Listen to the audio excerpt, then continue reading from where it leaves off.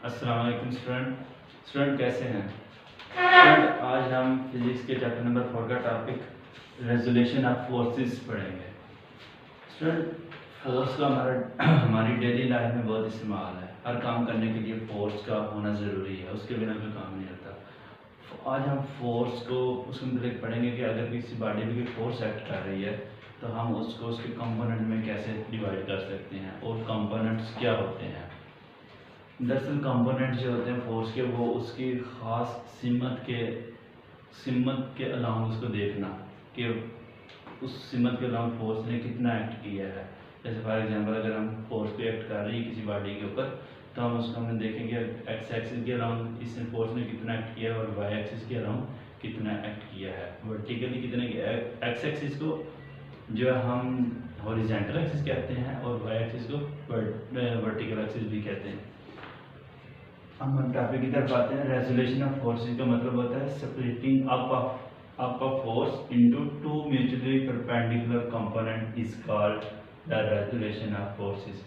Mutually perpendicular का मतलब है कि ऐसे दो कंपोनेंट्स जो आपस में दोनों परपेंडिकुलर हो, यानी उनके दरमियान 90 एंगल हो। ये स्टूडेंट फिगर देखें, फिगर के ऊपर क्या है, इससे हमने जो है वो ये सारा टॉपिक समझना, ठीक है। पहले इसकी समझ आनी चाहिए। फोर्स को हम बयान करेंगे वेक्टर के थ्रू, वेक्टर के जरिए। ये जो आपको नज़र आ रहे हैं ये वेक्टर है, ये 3 वेक्टर की मदद से ये फिगर बनाई हुई है, ठीक है।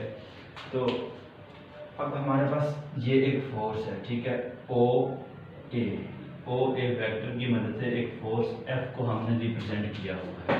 तो इस फोर्स को हमने स्प्लिट करना है इसके दो कंपोनेंट्स में, जो कि वेक्टर की फॉर्म में करेंगे।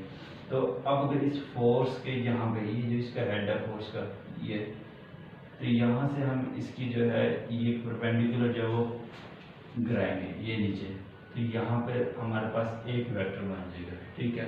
इसका नाम होगा ए बी।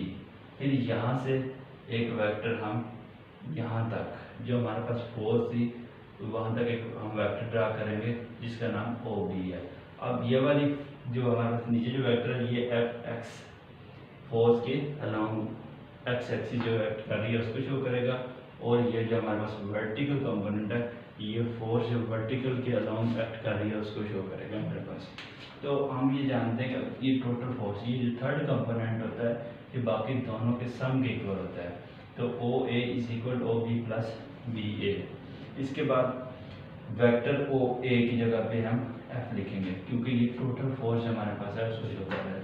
ओ बी की जगह पे हमारे पास ओ बी है, तो ये F X plus B A F Y, क्योंकि ये लॉन्ग एफ एक्स और एफ वाई फोर्सेज हैं। इसके बाद हम मैग्नीट्यूड देखते हैं कि एफ एक्स और एफ वाई की मैग्नीट्यूड क्या है, कितनी मैग्नीट्यूड में कितनी मिकदार में बढ़ रही है। तो इसके लिए हम देखेंगे एक ट्रिग्नोमेट्रिक रेशियो के जरिए cos थीटा। cos थीटा किसके इक्वल होता है, cos theta is equal O B over O A. O B हमारे पास इस फिगर में बेस है और ओ ए हमारे पास हाइपोटेन्यूज है। तो ये हमारे पास पीछे cos थीटा के हम पढ़ चुके हैं कि हमारे पास बेस ओवर हाइपोटेन्यूज होता है। ओ बी की वैल्यू हमारे पास एफ एक्स, वो इसकी जगह पे पुट कर दी ये, और ओ ए की वैल्यू एफ वो पुट कर दी। इसके बाद ये एफ इधर नीचे डिवाइड हो रहा है, इस साइड पे आके मल्टीप्लाई हो जाएगा। तो F X is equal to F cos theta. ये हमारे पास फोर्स का एक्स कंपोनेंट की वैल्यू हम इस तरीके से फाइंड आउट कर सकते हैं। एफ हमारे पास टोटल फोर्स है और कॉस थीटा जो हमारे पास एंगल हो गया यहाँ, इसकी मदद से हम जो कंपोनेंट हमारे पास है एफ एक्स उसकी वैल्यू फाइंड आउट कर सकते हैं, और साइन थीटा की मदद से हम F Y component find out करेंगे। Sine theta is equal B A over O A, यानी परपेंडिकुलर ओवर हाइपोटेन्यूज। तो परपेंडिकुलर की हमारे पास वैल्यू क्या है, F Y over F. Sine theta is equal to F Y over F. ये तो डिवाइड हो रहा है, इस साइड पे मल्टीप्लाई हो जाएगा, तो y is equal to F sine theta.